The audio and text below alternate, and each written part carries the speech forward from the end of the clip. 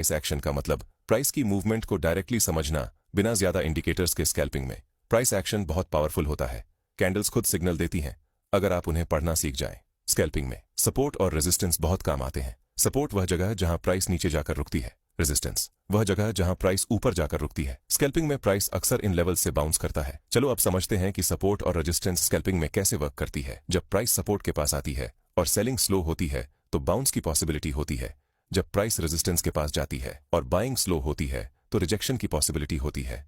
लेकिन हर सपोर्ट से बाय और हर रेजिस्टेंस से सेल नहीं करना चाहिए। कंफर्मेशन जरूरी है। स्कैल्पिंग में एक बड़ा खतरा होता है फेक ब्रेकआउट। फेक ब्रेकआउट का मतलब प्राइस लेवल के ऊपर या नीचे जाती है लेकिन सस्टेन नहीं कर पाती। बिगिनर अक्सर फेक ब्रेकआउट में फंस जाते हैं। इसलिए कैंडल क्लोज का इंतजार जरूरी है। ट्रेंड को देखना, किसी भी ट्रेड को लेने से पहले ट्रेंड को देखना बहुत जरूरी है, क्योंकि बिना ट्रेंड के हम लोग सही डायरेक्शन में ट्रेड नहीं कर सकते हैं।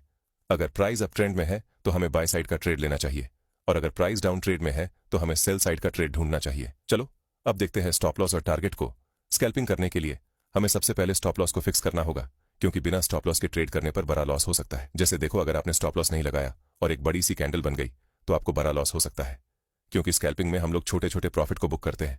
इसीलिए जब भी आप ट्रेड ले तो स्टॉप लॉस को जरूर लगाए, इससे आप बड़े लॉस से बच सकते हैं। टारगेट हमेशा छोटा रखिए।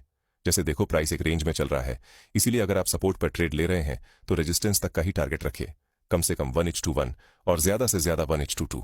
और इस बात का हमेशा ध्यान रखें कि कभी भी स्टॉप लॉस प्रॉफिट से बड़ा ना हो।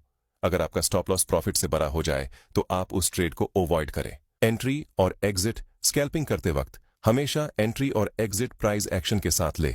जैसे प्राइस हमेशा किसी स्ट्रक्चर को फॉलो करता है। जैसे प्राइस जब किसी जोन में चलता है तो सबसे पहले आपको सपोर्ट और रेजिस्टेंस को ड्रॉ करना है, फिर रेजिस्टेंस पर सेल करना है और सपोर्ट पर बाय। लेकिन किसी भी सपोर्ट और रेजिस्टेंस पर बाय या सेल करने से पहले ध्यान से देखें कि सपोर्ट पर बायर एक्टिव हो रहे हैं या नहीं, और रेजिस्टेंस पर सेलर, तभी ट्रेड में एंट्री ले। वो कैंडल को देखकर आप पता कर सकते हैं कि बायर एक्टिव है या सेलर। ट्रेड लेने के बाद टारगेट हिट होने पर ट्रेड से एग्जिट हो जाए, और स्टॉप लॉस हिट होने पर पैनिक मत कीजिए, प्लान फॉलो कीजिए। बीच में रूल बदलना सबसे बड़ी गलती है। अब बात करते हैं कैपिटल मैनेजमेंट का, मतलब आप अपने पैसे को कैसे प्रोटेक्ट करते हैं। स्कैल्पिंग में रूल बहुत सिंपल है। एक ट्रेड में कभी भी टोटल कैपिटल का 1 से 2% से ज्यादा रिस्क न ले। मान लीजिए आपके पास 10,000 रुपए हैं, 1% रिस्क 100 रुपए। इसका मतलब अगर स्टॉप लॉस हिट हो जाए तो आपका मैक्सिमम लॉस 200 रुपये ही होना चाहिए। लॉट साइज इसी हिसाब से तय किया जाता है। प्रोफेशनल स्कैल्पर्स का एक रूल होता है, डेली मैक्सिमम लॉस लिमिट। जैसे एक दिन में 2 या 3 लॉस ट्रेड के बाद ट्रेडिंग बंद। इससे फायदा, इमोशन कंट्रोल में रहता है, कैपिटल सेफ रहता है। मार्केट रोज रहेगा लेकिन कैपिटल नहीं बचेगा तो आप ट्रेड नहीं कर पाएंगे। स्कैल्पिंग में इमोशन बहुत जल्दी हावी हो जाता है। लॉस के बाद गुस्सा आता है, प्रॉफिट के बाद लालच आता है। प्रोफेशनल स्कैल्पर इमोशन नहीं, रूल फॉलो करता है। अगर माइंड डिस्टर्ब है तो ट्रेड मत कीजिए। स्कैल्पर का डेली रूटीन। एक अच्छा स्कैल्पर ऐसे काम करता है। मार्केट ओपन से पहले chart analysis, support resistance mark करना। मार्केट के दौरान only planned setups. No force trade. Market बंद होने के बाद गलतियां लिखना, इंप्रूवमेंट सोचना। साइडवेज मार्केट में ट्रेड मत लो, न्यूज टाइम पर ट्रेड मत लो, इमोशन में ट्रेड मत लो, हर कैंडल पर ट्रेड मत लो। अगर सेटअप नहीं है तो ट्रेड नहीं। अब एक सिंपल डेली प्लान समझते हैं। मार्केट ओपन से पहले previous day high low mark, support resistance draw. Trend decide करो। मार्केट ओपन के बाद पहले 5 से 10 मिनट ऑब्जर्व करो। ट्रेडिंग के दौरान मैक्सिमम 3 से 5 ट्रेड्स। 2 लॉस के बाद ट्रेडिंग बंद कर दो। मार्केट बंद होने के बाद जर्नल अपडेट करें, इससे आप अपने गलतियों से सीख सकते हैं। स्कैल्पिंग करने के लिए कुछ गोल्डन रूल्स। स्कैल्पिंग में कुछ रूल्स जो आपको हमेशा याद रखने हैं। रूल नंबर 1, कैपिटल बचाना तो ट्रेडर बचा। ट्रेडिंग करने के लिए कैपिटल होना जरूरी है, क्योंकि अगर आप नए ट्रेडर हैं तो कैपिटल का होना जरूरी है।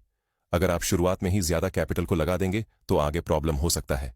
इसीलिए शुरुआत में आप एक लॉट से ही ट्रेड करें, और जब आपको लगे कि मैं अच्छे तरीके से ट्रेडिंग को सीख चुका हूं तो धीरे धीरे कैपिटल को बढ़ा करें।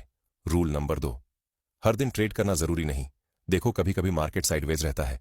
हर दिन जरूरी नहीं कि अच्छे मूव आए, और अगर आप साइडवेज मार्केट में भी ओवर ट्रेडिंग करेंगे तो लॉस ही होगा। Rule number 3, loss trade failure नहीं है। कोई कितना भी एक्सपीरियंस्ड ट्रेडर हो, उसे लॉस जरूर लगता है, लेकिन लॉस की तुलना में प्रॉफिट ज्यादा होता है, क्योंकि एक्सप्रेस ट्रेडर के प्रॉफिट ट्रेड ज्यादा होते हैं और लॉस ट्रेड कम।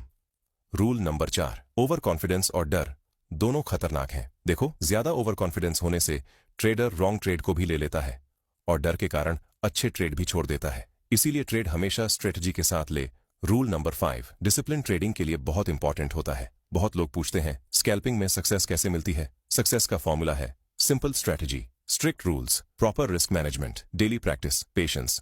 कोई शॉर्टकट नहीं है। स्कैल्पिंग जल्दी अमीर बनने का तरीका नहीं है, लेकिन अगर आप सीखते रहेंगे, गलतियों से सुधरेंगे और डिसिप्लिन बनाए रखेंगे तो स्कैल्पिंग एक स्किल बन सकती है। स्कैल्पिंग बाहर से आसान दिखती है, लेकिन अंदर से यह सबसे ज्यादा डिसिप्लिन मांगती है। अगर आप जल्दी पैसा नहीं बल्कि सही तरीका सीखना चाहते हैं तो आप सही रास्ते पर हैं। अगर आप स्कैल्पिंग को और डिटेल से समझना चाहते हैं तो कमेंट में स्कैल्पिंग पार्ट 2 लिखें।